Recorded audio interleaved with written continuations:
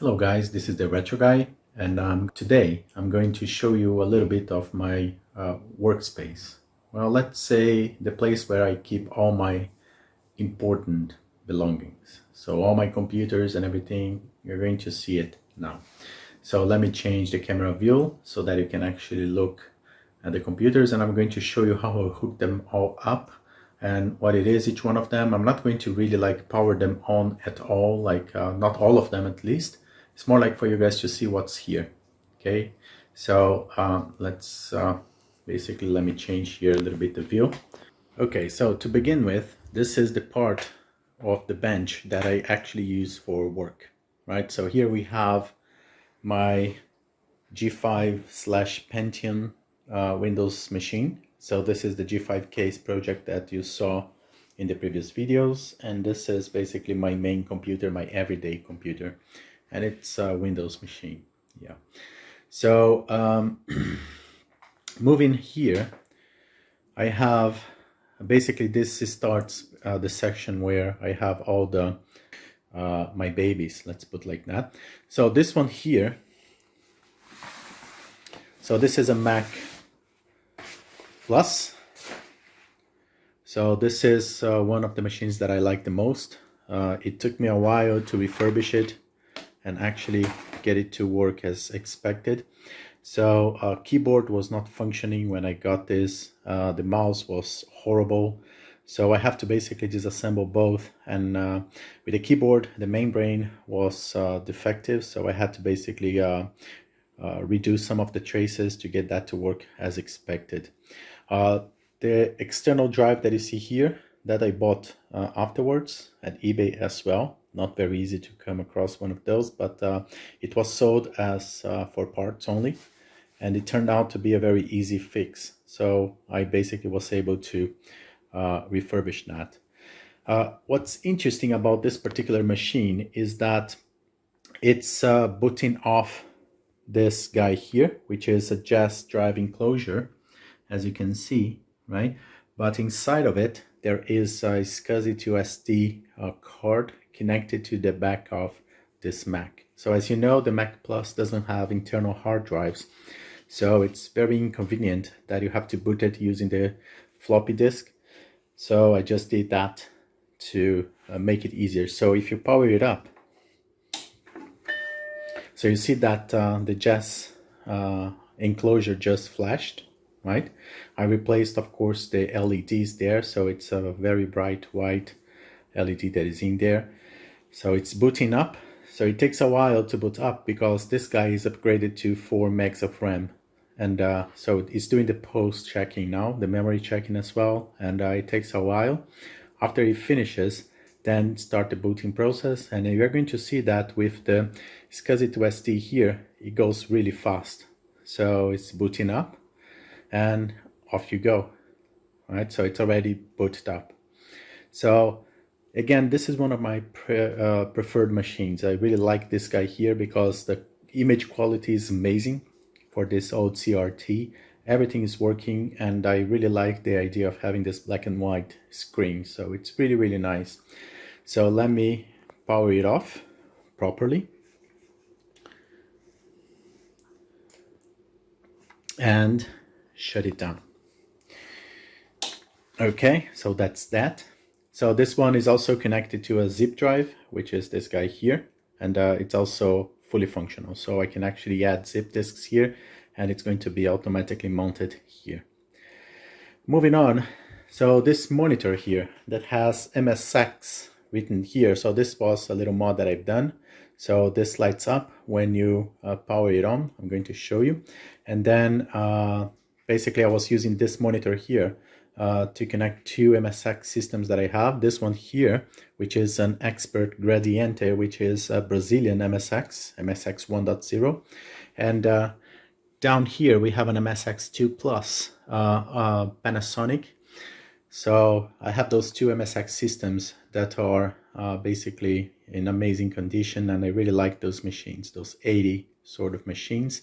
So the way that I did that, just to optimize space, is I have this shelf. This is a glass shelf that is here, And the computers are basically underneath. So whenever I want to use that Panasonic MSX, I just have to either remove the keyboard, disconnecting it from here and place it somewhere else, and then just pull the MSX here, and it is connected to this monitor here, the Sony monitor, so I can basically just sit here and use it. And same goes for this guy here, but this guy doesn't require me to actually move anything. So let me power on this monitor here. So as you can see, the MSX logo glows, right? As soon as I turn the monitor on. So this is a Sony PVM monitor. As you guys know, this is one of the best monitors for you guys to use for RGB connections. So to power the MSX, I just have to change the input here to RGB and then press the power button and off you go. So it's going to boot into BASIC here, and from there I can use the cartridges here to load games, or just I don't have a floppy disk for this one, but I do have a cartridge that has flash memory on it, so I can basically load all my games from an SD card.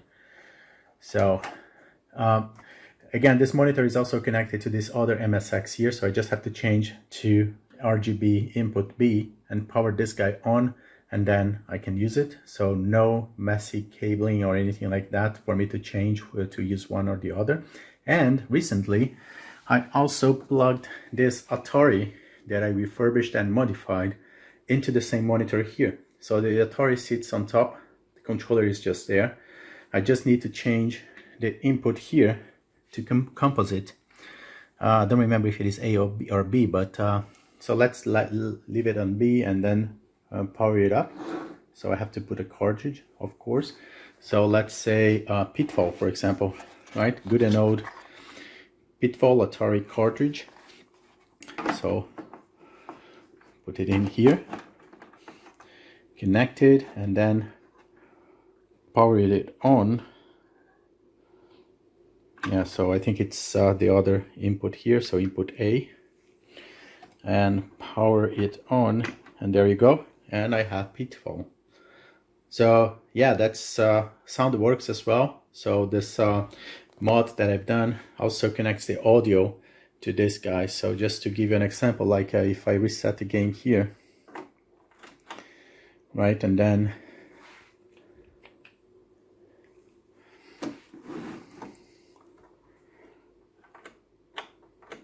so reset the game, and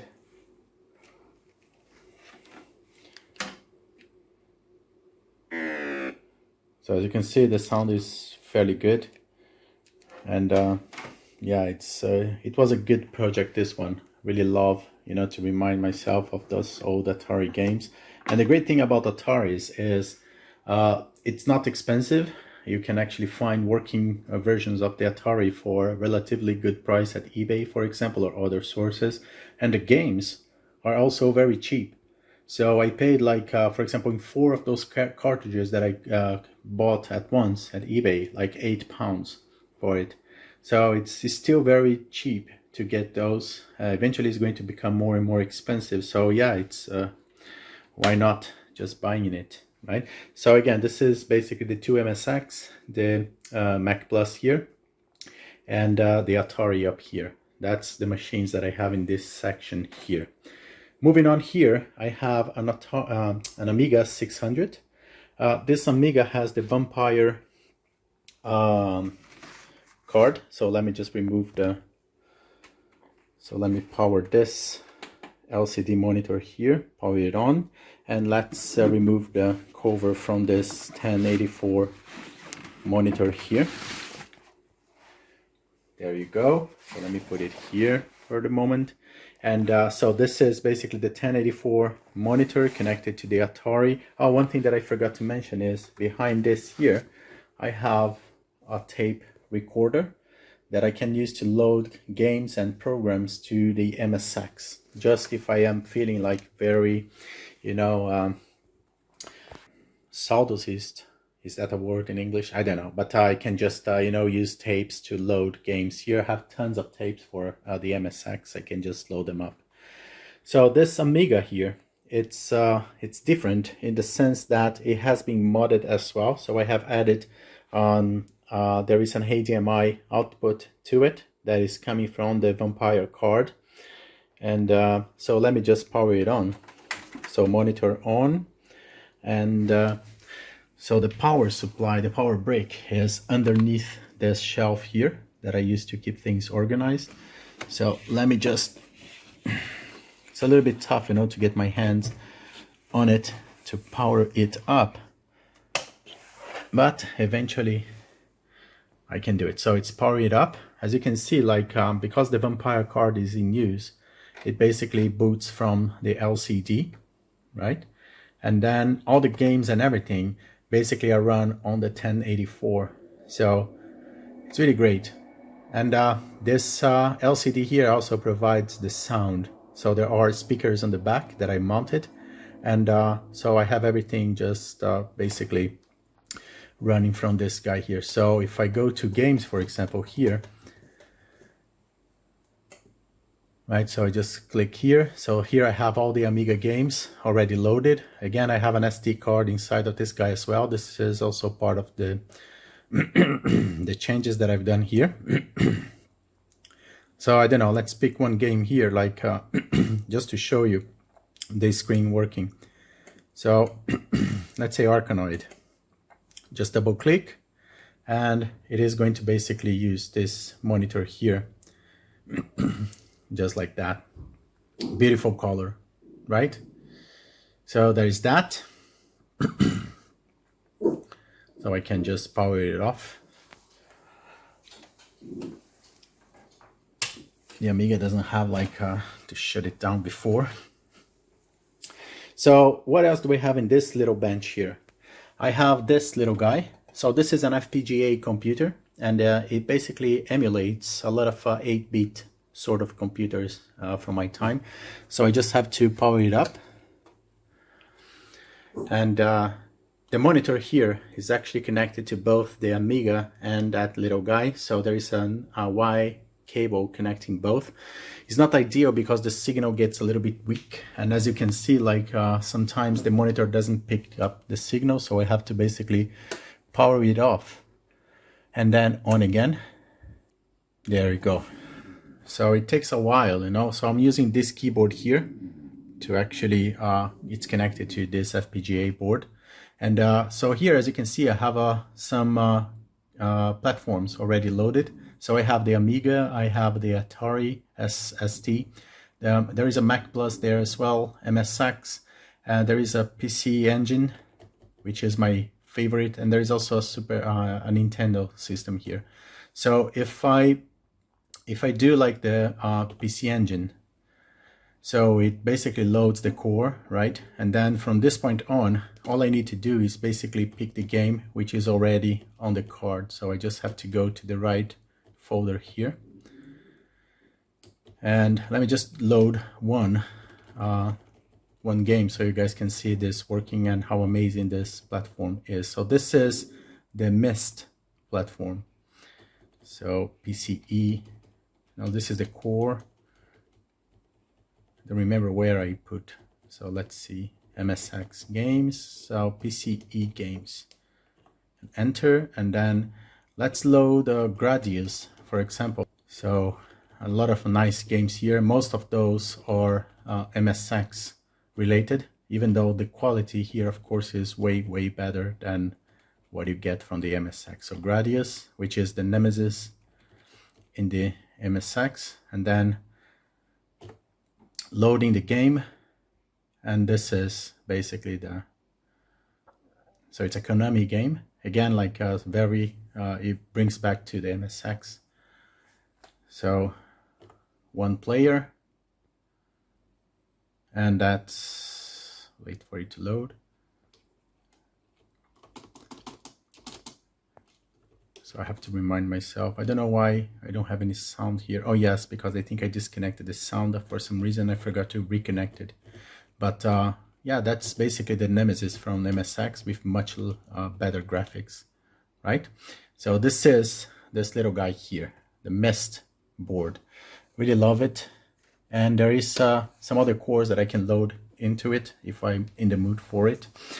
So what else do I have here? I have the sampler, one of sampler cards for the Amiga, right? So this one here is the, I don't remember the brand, but it's working just fine.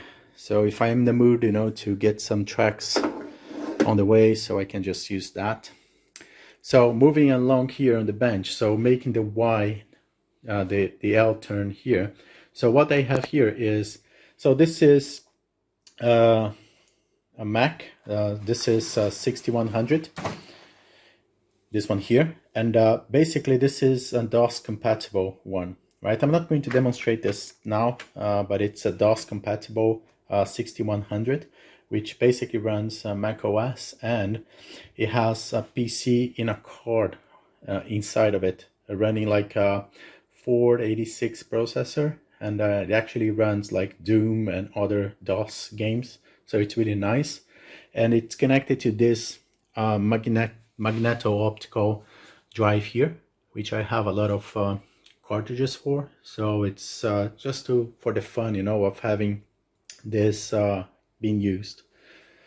As you can see, this guy here, the 6100, is connected to the internet. So there is a connection that is fully operational, so I can just go on online and download whatever I want. So normally this is the machine that I use for that. Or one that I forgot to mention, this one down here. So this is a G4 Mac, which is intact, so it's in basically stock condition. And this also is connected to the internet, and I use that also to you know, download games and this sort of stuff. So the way that I hooked this up so that I could use this guy here without again needing a new monitor, keyboard and stuff is basically this here. So it's connected to this monitor here, and also to, let me just move this, and also connected to this keyboard and mouse here. So the same mouse and keyboard that I used to work on my PC, I basically used to work with the Mac, and the monitor the same thing. The only thing that I need to do is press a button down here. So as you can see, there is a small KVM here. I just have to press this button here, right? And then it shifts basically the keyboard from the PC onto the Mac that is here, this G4 that is here. And to change the input on the video here, just have to change from HDMI to DVI, and that's pretty much it. Like, I have the image and I have the keyboard and mouse working. So again, the challenge to me was always like to have the bench created in a way that I didn't have to, you know, reconnect cables, disconnect anything. So all of those machines are connected, working, and I don't really need to mess around with the cables. So there is this one here that I mentioned, the 6100, and here we have a PC. So I have a gateway PC here, which is a Pentium 2 or 3, sorry. So this is a Pentium 3 machine, and it's running Microsoft Windows 98. And again, it's I don't have to hook it up or anything, just power it on there, turn on the monitor, and off you go. And this guy is using this amazing IBM keyboard. So it's the mechanical IBM, like the old school keyboard. And it's again fully functional. We have the speakers there, so I can play like all those DOS games in a very cool way. Up here I have some games, basically like MSX related games. I have some Atari games here, and this one is an Apple II game, Donkey Kong, and some other games that I have here for the Mac and such. There is a keyboard, a Casio sampler keyboard there in box condition, and then up here is just like some of the stuff that I like to collect. This is a frame that I've done myself. I got a picture on the internet, enhanced it, and sent to the printer shop. So now I have this nice framed picture of Penguin Adventure, which is a very nice MSX game. Up there I have an Atari that ceased to work, and it's a wood grain Atari that is just there for decoration now. Don't have the time to actually fix it, but I think it is fixable. And what else? So the other computers that you see down here are basically all functional. So those are projects that I have worked in the past and they are now fully functional. So this one here is an 8100. The monitor, Trinitron monitor, original Mac one. And down there you have the Mac SE that I converted to like a one board PC. And here is the one that it was my latest project. So this is an SE that was basically restored from scratch. What else? So here we have a portable Mac printer. It's not hooked up, this particular one, because I never print anything with the Macs, but it is fully functional as well. It's just a matter of powering it up, hooking it up, and off you go. And then on the other bench here, I have this 5500 Mac Black. So this is basically the Director's Edition without having the Director's Edition writing here, right? So, but it's exactly the same machine, and it has also the video card on the back and the TV card as well.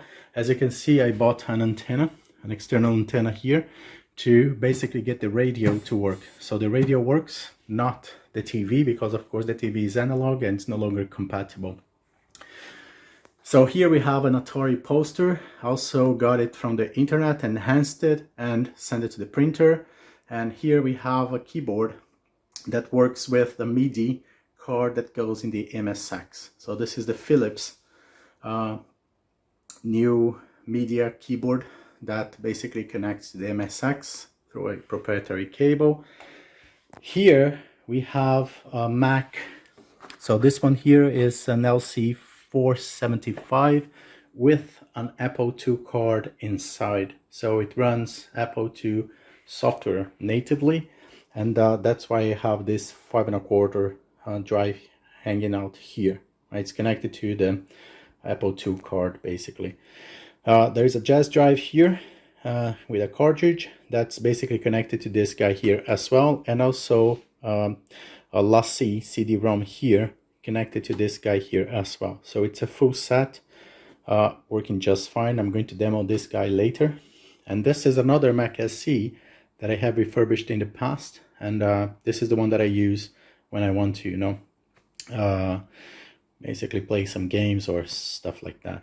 So that's basically the computer. So what we have underneath here is there is this switch here that allows me basically to switch this keyboard here between this machine or the Mac SE. So I don't need two keyboards. It saves up a lot of space on my table, and I can basically switch over back and forth here. I could also connect this guy here if I want, because that switch has 4 inputs. It's just that this guy here, because of the color, right, I use this black keyboard here, which is actually a Next keyboard, as you can see, right? So I prefer using that. By the way, this guy has the remote control as well, so I can turn it on and off using the remote control, switching to video in mode, so on and so forth, all through the remote controller. So here I have another Mac, black Mac. So this one here was one of the guys that actually bought one of the Macs from me. He told me that he had this one here that wasn't working. So I basically volunteered to try to fix it up, and I did. So this guy now is working, just waiting for the guy to come and pick it up. And so it's done. And down here I have my basically the DJ setup. So I always liked music. So this is basically 2 Pioneers that I have here. And here I have my Roland GP8000. That I really love it as well. This one was also refurbished. It wasn't functional when I bought it. Now it's fully functional. Here we have an OP1. I'm not sure if you guys know about this little guy here. It's not vintage at all. Like, this is very modern, but an amazing piece of machine. Down there we have basically the amplifier and the mixer. And here we have a Sony mini disc system as well, portable one that I basically used to run my my songs and stuff like that. So I have some old mixes here. So this is basically what I was listening to. So it's recorded MD. So let me just put that back in. It's very hard to do everything with just one hand. So, and then play. So it's going to start playing on mix number 4. So this is the one that I done like a few years ago. And there you have it. So as you can see, like the challenge to me was always try to figure out a way to put everything here together, you know, like without the need for further cabling moving or anything like that. And I achieved that with a lot of effort, but it's basically exactly the way that I want, including this sound table here. So everything is connected, ready to go. It's just power it on and it's already connected to the mixer. So if I want to play the keyboard, it's already there. I don't have to do anything, just power the keyboard on and off I go.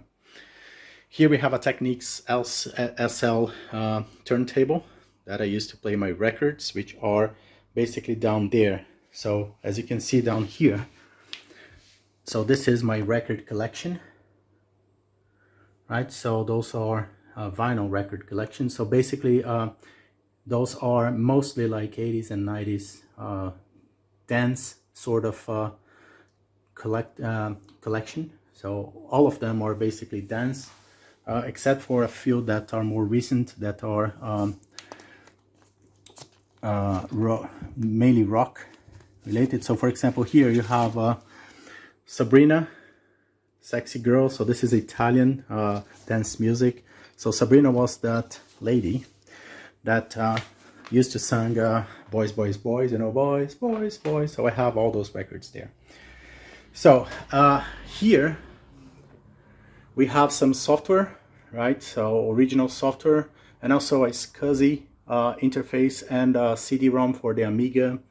So up there we have the Atari and the boxes. So I forgot to show you guys something, which is just down below the 6100 here. I basically built this, where we have the Spectrum Next just there. So this is a new project that I basically backed from Kickstarter. So those guys basically rebuilt the whole thing, and it's an amazing project. So it's there, it's connected and also ready to go. It's connected to this monitor here. This monitor Sony has basically an extra VGA option here. And so what else do we have here? So we have the speakers that I use. Right, so it's Denon speakers here and there. So some books, and so there is an eMate there in the box. So this one is still in the box. And so here in the shelf we have an Amiga, an Atari ST, another MSX. This is a Sharp one, and then my collection of notebooks. So here we have, so we have a libretto here, fully functional. All of those are fully functional. So there is a Toshiba satellite here as well. This is like Windows 95 running. And here we have 2 Newton message pads, also fully functional. There is also like a PowerBook 1400. PowerBook 160 here. And this is my baby, so PowerBook 2400C. Not easy to come across those, Japanese Max. And here we have, so this is the Pismo and the Wall Street, all fully functional, of course. And here, let me just get rid of this here. Here we have a Duo 230 and a 3400C.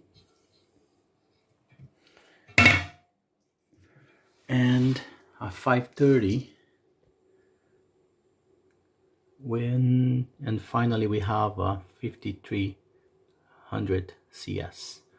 All of those, when I bought them, were in need for some maintenance. So maybe the only exception would be the 2400 here. That was kind of like okay, just needed a cleaning. But the others, basically all of them needed some sort of work on them. Down here we have the MIDI interface and sampler for the MSX, a Donkey Kong Game & Watch. Those are special cartridges for the MSX. Game cartridges for the MSX here. Tapes for the tape deck. Zip disks. And yeah, that's pretty much it. So I think I covered pretty much everything. But that's basically my setup, guys. Hopefully you guys liked it. So back to you soon. Bye.